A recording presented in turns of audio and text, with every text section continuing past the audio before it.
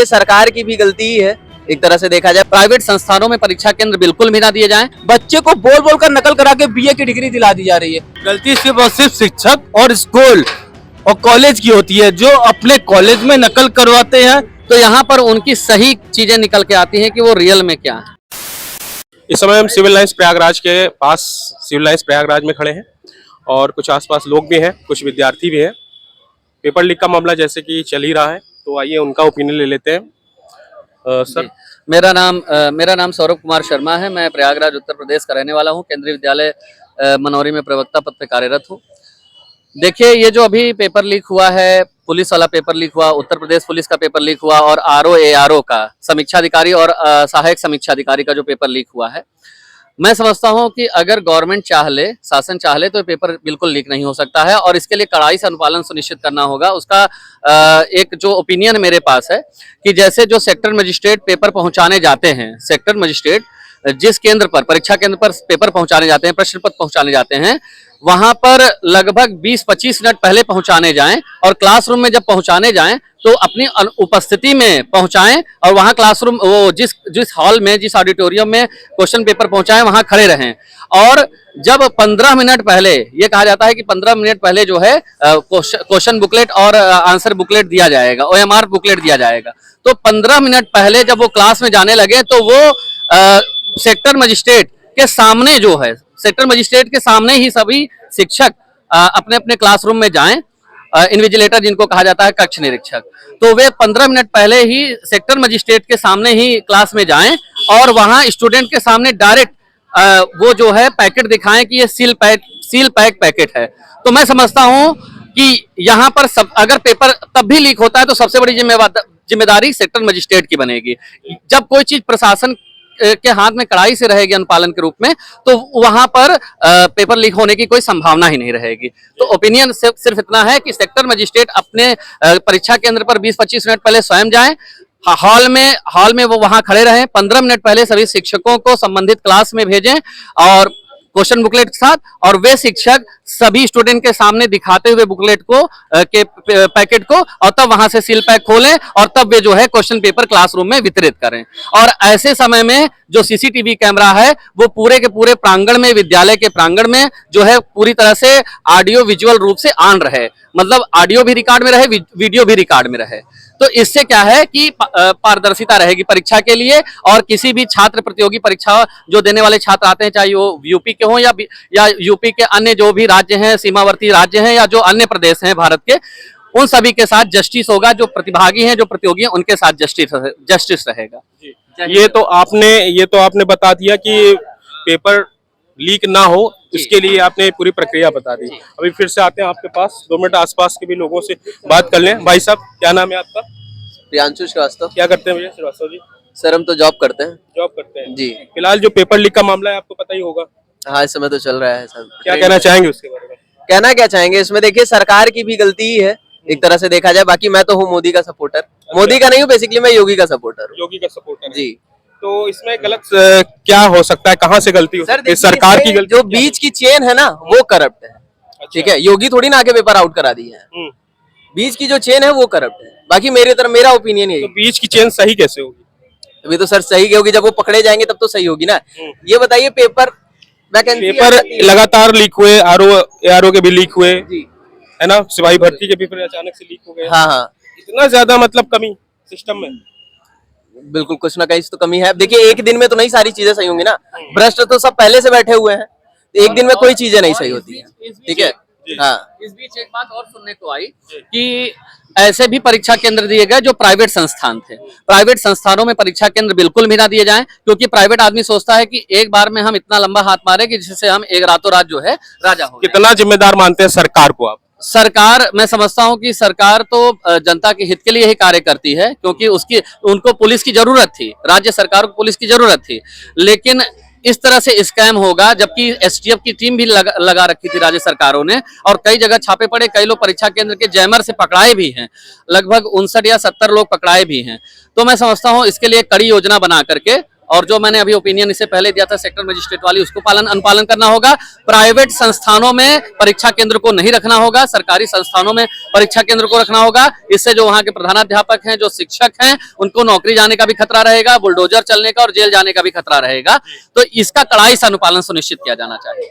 17-18 को जो परीक्षा होने वाली थी उसका पेपर आउट हो गया था, उसी दिन पता चल गया था।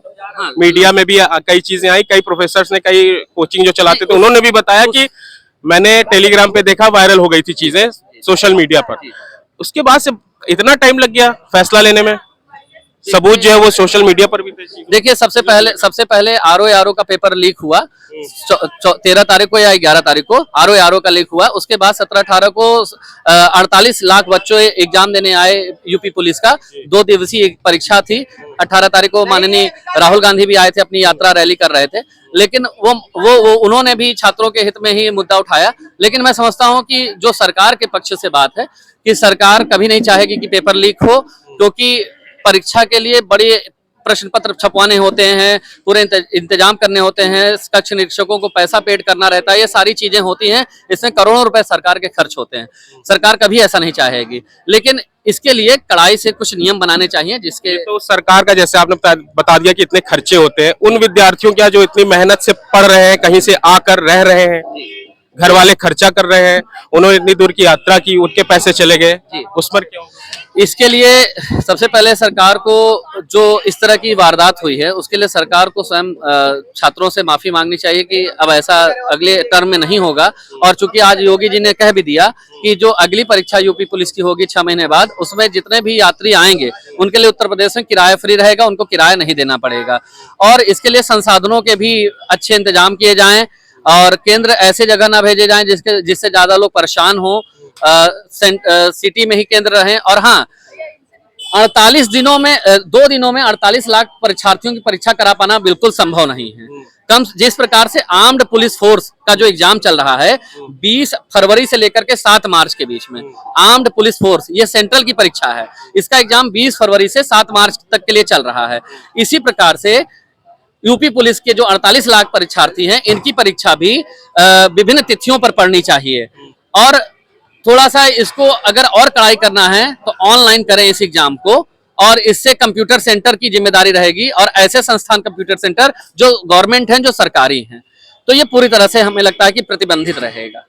लापरवाही का एक आलम ये भी आपने देखा होगा, एक विद्यार्थी का एडमिट कार्ड निकलना था, फोटो गलत लग गई थी, सनी लियोन की लग गई थी। जी जी जी, उस पर मैं अपना विचार प्रस्तुत करना चाहूंगा। एक तो ये हमने जो कहा कि ऑनलाइन एग्जाम, मैं समझता हूं कि बहुत से ऐसे छात्र हैं जो मैट्रिक पास हैं, इंटर पास हैं, वो ऑनलाइन सब लोग एग्जाम नहीं दे पाएंगे क्योंकि कठिनाई होगी, क्योंकि सबको उतना अच्छा प्रशिक्षण नहीं होता है। ये तो प्रशिक्षण हम लोगों के लेवल का है कि ऑनलाइन हम लोग अच्छे से दे सकते हैं, ऑफलाइन ही दें। लेकिन जो अभी हमने सेक्टर मजिस्ट्रेट वाली बात बताई, और भी योजना बना सकते हैं। सरकार पास बहुत सी योजनाएं होती हैं जिनके द्वारा वो परीक्षा को सकुशल संपन्न करा सकते हैं। ऑनलाइन बहुत सारी परीक्षा हो भी रही है, जैसे SSC वगैरह बहुत सारी होती हैं, उसकी एक छोटी छोटी ट्रेनिंग भी होती है, कोई बहुत बड़ी चीज नहीं है। उससे लगता है कि कुछ लीक का मामला हल हो सकता है। देखिए, पूरी तरह से मैंने कहा कि सरकारी संस्थानों में जहां कंप्यूटर लगे हैं वहां पर ये एग्जाम हो, और वहां पर जवाबदेही मजिस्ट्रेट की भी सुनिश्चित होगी और संस्थान की भी सुनिश्चित होगी। तो सरकारी संस्थान में ही परीक्षा हो और इसकी विभिन्न तिथियों पर परीक्षा हो, और पूरी तरह से इसकी गोपनीयता को रखा जाए, पेपर लीक होगा ही नहीं। और आपने एक क्वेश्चन किया था सर। मैंने क्वेश्चन ये किया था कि एक एडमिट कार्ड निकला था जिसमें फोटो गलत लगी थी स्टूडेंट की। ये हम बताना चाहेंगे, अपने यहाँ प्रयागराज है, प्रयागराज में जहाँ सदर है, जहाँ कचहरी है, वहां पर भी कक्षा 8 पास, कक्षा high school pass, class 10th pass, यानी matric, secondary level, higher secondary level जो स्टूडेंट क्वालिफाई करते हैं, पास करते हैं, ऐसे बच्चों से जो है समोसा चाय पे बैठा करके टाइपिंग कराई जाती है। वो मेल की जगह फीमेल टाइप कर देते हैं वोटर आईडी में, व्यक्ति का नाम बदल देते हैं, पता बदल देते हैं, एड्रेस बदल देते हैं। तो जो हाई स्कूल इंटर के छात्र हैं जिनको समोसा चाय पे बैठा के टाइपिंग कराई जाती है, तभी ये उसमें मिस्टेक आती है। मैं समझता हूं कि जिन्होंने सनी लोयन की फोटो लगा दी थी हाई स्कूल का जो एडमिट कार्ड जिस बच्चे का जारी हुआ था, वो ऐसे किसी ऐसे छात्र की हरकत रही होगी, क्योंकि वो गलत चीजों को देखते होंगे, गलत चीजों को समझते होंगे। ऐसे गलत छात्रों की विचारधारा रही होगी कि वो गलत चीजें वीडियो देख रहे होंगे या ऐसा कुछ कर रहे होंगे, जिसके आधार पर उन छात्रों ने मौका पाया तो उन्होंने उसमें थोड़ा सा एडिट करने में गलती कर दी, और वो चीजें जो है एडमिट कार्ड के रूप में रिलीज हो गई। ऐसे लोगों को पकड़ करके उन पर सख्त से सख्त कार्रवाई होनी चाहिए, और जो व्यक्ति एडमिट कार्ड टाइपिंग कर रहा है या रिलीज कर रहा है, उसकी संपूर्ण जिम्मेदारी से सुनिश्चित होनी चाहिए कि वो पूरे होश हवास में इस कार्य को करे। मतलब सिस्टम में कहीं ना कहीं कमी तो है जी। और एक बात और, मैंने देखा इलाहाबाद में ऐसे बहुत से छात्र बाहर से आए थे, परीक्षा देने आए थे। यही मैं ये जो ये चौराहा है, चौक वाला जो चौराहा है, निरंजन डाकरोड के इधर आने पर जो चौराहा पड़ता है, जानसनगंज चौराहा पे एक विद्यार्थी आया था। मैं वहां पर कुछ नाश्ता करने के लिए रुक गया था, तो वो अपना सेंटर खोज रहा था। वो सेंटर वो जो सौराहों के आगे कोई सेंटर था, लेकिन उसमें स्पष्ट एरिया नहीं दिया हुआ था। तो एडमिट कार्ड पर स्पष्ट एरिया भी होना चाहिए, जिससे विद्यार्थियों को खोजने में, अपना सेंटर खोजने में परेशानी न हो, और संसाधन सुचारू रूप से प्रत्येक जगह चलने चाहिए, और भीड़ ना हो। इसके लिए इंतजाम यह है कि अलग अलग तिथियों पर 48 लाख बच्चों की परीक्षाएं करानी चाहिए। केवल 2 तिथियों पर 48 लाख बच्चों का एग्जाम करा पाना संभव नहीं है। कि किसी व्यक्ति को अगर बात करूं विशेष रूप से पद दे दिया जाए कि आप बैठे हैं, आप जिम्मेदार हैं, तो सर आप एक इंसान होने के नाते सबसे पहला कर्तव्य क्या रहेगा आपका? नहीं, क्या कॉन्सेप्ट, किस बारे में बहस हो रही है आपकी? बहस चीज हो रही सर नकल के लेकर। हाँ। जो नकल को लेकर आप कह रहे हैं कि सरकार की कमियां हैं, कानून को, सर कोई भी कानून आप हमें बता रहे हैं सर, कोई भी कानून की बात करूं या सरकार की बात करूं, बेसिकली किसी की भी सरकार हो, किसी भी कानून हो, जब तक माता पिता अपने बच्चों को फेल नहीं कराएंगे तब तक वो बच्चा आगे चल के भ्रष्टाचारी ही करेगा, चाहे वो नेता हो चाहे युवा नेता हो। आजकल बता दी सर यूपी में ऐसा फेल कराने का मतलब ये सर, अभी कक्षा हाई स्कूल इंटर पेपर चल रही है सर, आप सर्वे करा लीजिए गांव के उन विद्यालयों में जहां पे 1500 और 2000 रुपए लेकर बच्चे को पास कराया जा रहा है, कैमरे की आड़ में बोल बोल कर नकल कराया जाता है। क्या उस चीज को सरकार रोक सकती है? सरकार कितना रोकेगी सर? उस माता पिता को चाहिए कि अपने बच्चे को 12 पास आप करा देंगे, ग्रेजुएशन करा देंगे। आप बताइए, जो आज बात करूं बेसिकली प्रोफेसर रज्जू भैया यूनिवर्सिटी, शिवाजी डिग्री कॉलेज, कोई भी कॉलेज की बात करूं, कानपुर यूनिवर्सिटी जितनी भी है, बच्चे को बोल बोल कर नकल करा के बीए की डिग्री दिला दी जा रही है। इस पर कोई कार्रवाई नहीं रोकेंगे आप केवल बात कर पेपर लीक होने की। आज अगर पेपर लीक हो रहा है, मैं बेसिकली बात करो सर, सुनिए पहले बात तो सुन लीजिए। पेपर आज लीक हो रहा है, मान लेता हूँ पूरे भारत में पेपर लीक हो रहा है, ये बहुत बड़ी समस्या है। जिस माता पिता ने अपने बच्चे के लिए पेपर लीक कराया, क्या उनकी गलती नहीं थी? अच्छा, चलिए हम आपके इसी विषय को संतुष्ट करते हैं। आपको आज हम संतुष्ट करके ही जाएंगे, आप बिल्कुल बेफिक्र रहिए, निष्फिक्र रहिए। आप हमें सीधा सा ये बताइए कि ये जो सीबीएसई और आईसीएसई बोर्ड संचालित विद्यालय हैं, ये जो पेपर हैं, जिन बच्चों के जो रिजल्ट आते हैं, तो 99.99% और 100% बच्चे हर विषय में अव्वल। अच्छा, फिर होता क्या है, जब ये कंपटीशन में जाते हैं, बैंक एसएससी का एग्जाम देते हैं, अब बैंक में 5 ऑप्शन आते हैं, चाहे पीओ का दीजिए चाहे क्लर्क का दीजिए, 5 उसमें ऑप्शन आते हैं, मतलब A B C D E, और ई रहेगा नन ऑफ, ऊपर वाले में से कोई 2, और डी रहेगा इनमें से कोई नहीं। अब आप सोचिए कि वे बच्चे बैंक का एग्जाम देते हैं, तो 20 क्वेश्चन में से, अंग्रेजी के 20 क्वेश्चन में से, केवल वो जो इंग्लिश मीडियम में पढ़े हैं, जो टॉपर रहे हैं प्रयागराज या किसी भी जिले के, वो 20 में से केवल 6 क्वेश्चन 8 क्वेश्चन ही सही कर पाते हैं। ऐसा क्यों होता है? इसलिए होता है वो उन्होंने किताबी चीजें तो बहुत अच्छे से पढ़ ली, लेकिन उनको ग्रामेटिकल नॉलेज नहीं है। और था आपने घुमा दिया सर। मैं पूछ रहा हूँ सर, जो यूपी बोर्ड में मैं बेसिकली मैं पूछ क्या रहा हूँ सर, मेरा कहने का मतलब ये सर, पेपर लीक होने की बात हो रही है सर, प्रतियोगिता की बात नहीं कर रहा। मैं पूछ रहा हूँ आपसे सर, ये बताइए हमें कि आप एक टीचर हैं, माता पिता ने जिस माता पिता ने अपने बच्चे को नकल देकर पास कराया हो, क्या उसको आप उम्मीद रखाएंगे पेपर न लीक कराने की? आज वही बच्चे बड़े होकर राजनेताओं में बने हुए हैं, कहना नहीं चाहिए, जो युवा नेता बन रहे हैं। आप देख लीजिए, कोई यूपी की बात कर रहा हूं सर, यूपी के अंदर जितनी भी नकलखोरी घूसखोरी हो रही है वो व्यक्ति करता है सर, कोई सरकारें नहीं करती। आप भाजपा नहीं, किसी भी पार्टी बैठा दीजिए, नकल तभी बंद होगा सर जब प्रत्येक माता पिता, जब प्रत्येक बच्चा ईमानदारी से, और प्रत्येक माता पिता ईमानदारी से बच्चे को पास कराएंगे। मैं लिख के दे रहा हूं सर, जिस दिन ईमानदारी से पेपर देंगे, यूपी का रिजल्ट सुनिए सर, यूपी बोर्ड का रिजल्ट सिर्फ 30% बच्चे पास होंगे, 70% बच्चे फेल होंगे। या आप हमसे किसी भी कागज पे लिखवा लीजिए, कोई बच्चा सरकारी स्कूल में पढ़ाई नहीं करता, नाम लिखाने के बाद चला प्राइमरी, और आज बात करूं प्राइमरी की बात करूं किसी भी स्कूल, तभी पढ़ाई सुधर सकती है सर जब माता पिता, उस गांव के पेरेंट्स लोग चढ़कर वहां पे पढ़ाई करवाएंगे। टीचर तभी पढ़ाएगा सर जब लोग जागरूक होंगे। जब एक व्यक्ति जागरूक नहीं हो, क्या हर वक्त आपके लिए भगवान विष्णु अवतार लेंगे सर? क्या माता पिता आएंगे कि आपको, क्या बात करूं, क्या योगी, मैं बात कर रहा हूं सर, क्या योगी आदित्यनाथ हर जगह आके आपको सपोर्ट करके सही कराएंगे? क्या प्रत्येक व्यक्ति का जिम्मेदारी नहीं है सर? आज आप एक पानी की बोतल लेते हैं ना सर, उस पर भी जांच करते हैं, डॉक्टर से आते हैं, दवा लेते हैं तो पैरासिटामोल खाने पे 100 बार पूछते हैं। तो आप बताइए, अपने बच्चे को पास कराने के लिए आप जो नकल दिए हैं, क्या आपने सरकार से पूछ कर पैसा दिया था?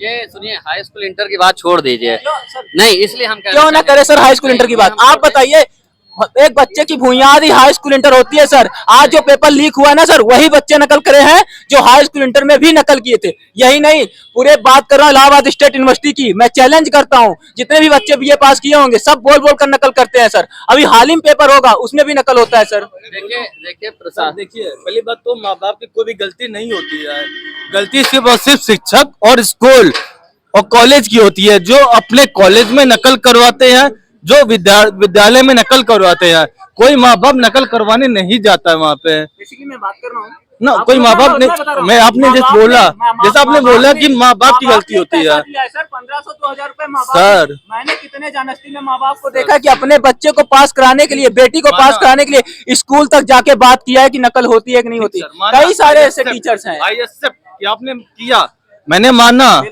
लेकिन अगर वही प्रिंसिपल, वही टीचर मना कर दे कि मेरे स्कूल में ऐसा कुछ भी नहीं है, तो कोई भी विद्यालय में नकल होना पॉसिबल है ही नहीं। एक बात बताइए, किसी को आप कहेंगे आप 1 लाख रुपए महीना कमाते हैं, अगर मैं आपको बोलूं कि आपको मैं सपोज करिए 1 करोड़ रुपए का चेक दूंगा, तो क्या आप लेना पसंद करेंगे कि नहीं लेना पसंद करेंगे? मैं बेसिकली मैं बात कर रहा हूँ, बेसिकली मैं बात कर रहा हूँ। आप हमें बताइए 1 लाख रुपए आप कमाते हैं, अगर मैं आपको 1 करोड़ रुपए का चेक दूं, तो क्या आप लेना पसंद करेंगे कि नहीं करेंगे? अरे अभी तभी तक गांधी, जब तक आपको अवसर नहीं मिला, अब बैठ जाइए आप। बैठ, विश्वास कर रहे हैं तभी तो बतिया रहे हैं, नहीं तो हम चले नहीं गए होते। हम बेसिकली आपका समय महत्वपूर्ण उतना मेरा भी है। अब नहीं, देखिए पूछा सर, उसका उत्तर आप नहीं दे पाएंगे। ये वोट और कंपटीशन किस लिए कराए जाते हैं? वोट और कंपटीशन की बात ही नहीं कर रहा हूँ। मैंने जो पूछा आप उसके लिए हाइपर हो रहे हैं सर। मेरा कहने का मतलब ये, आप ये बताइए छोटे स्कूलों की पढ़ाई, जो हाई स्कूल तक पढ़ाई कराई जाए, आप उसको क्यों नहीं सुधरा रहे हैं सर? वही सुधार दीजिए, पेपर लीक नहीं होगा। मैं ये गारंटी लेता हूँ, भारत सरकार की कोई भी कमी नहीं है। हर एक माता पिता जिस दिन ईमानदार हो जाएंगे, उस दिन सारा टीचर ईमानदार हो जाएगा सर।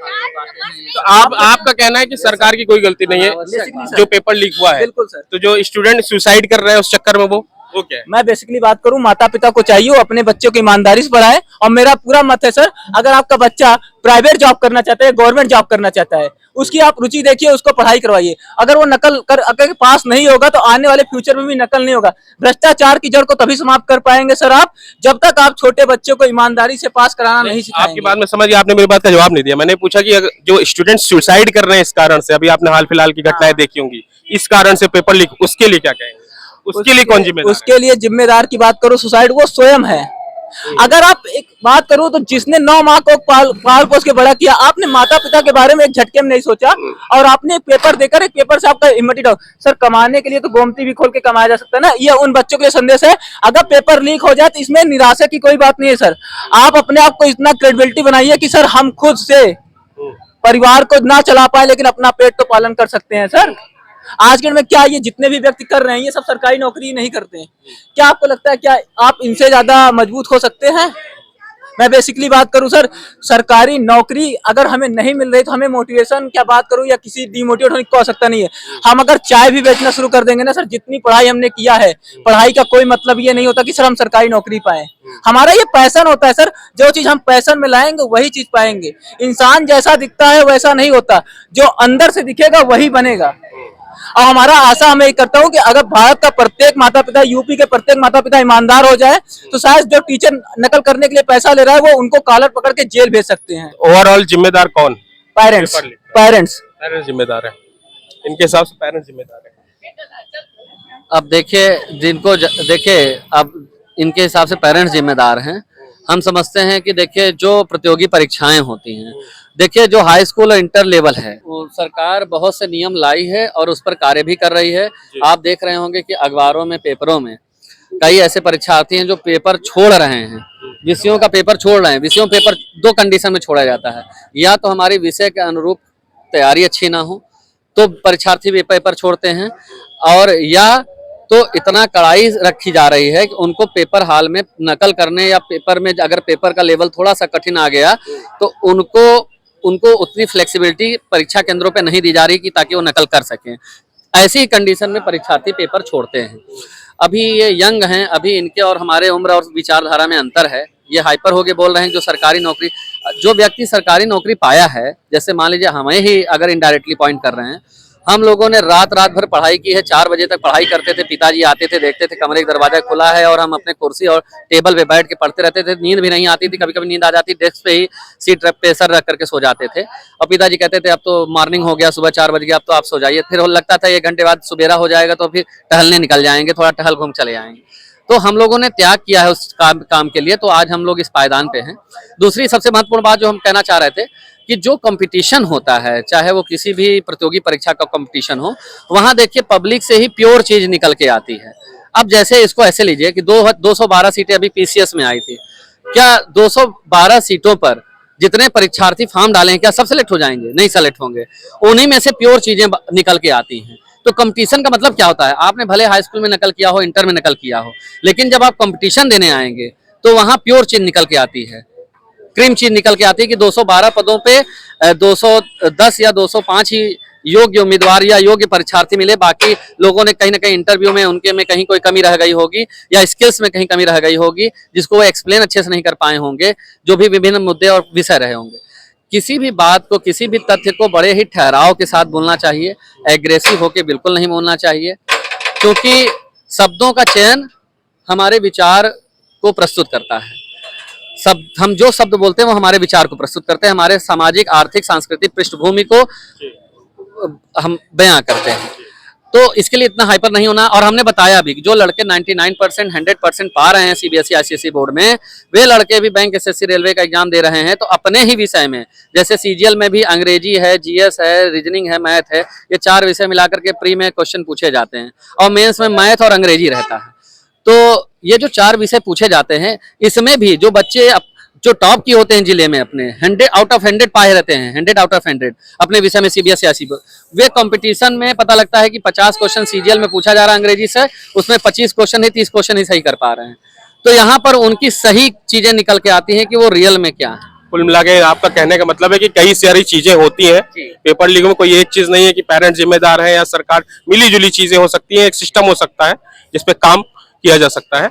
बहुत सारे पब्लिक ओपिनियन इस पे हमें मिले, स्टूडेंट्स का भी अलग अलग राय है, लोगों का अलग अलग राय है, और देखते हैं कहाँ तक ये चीजें सुधर सकती हैं सरकार को लेकर। कैमरामैन मृत्युंजय सिंह के साथ दीपक श्रीवास्तव, भारत टीवी, प्रयागराज।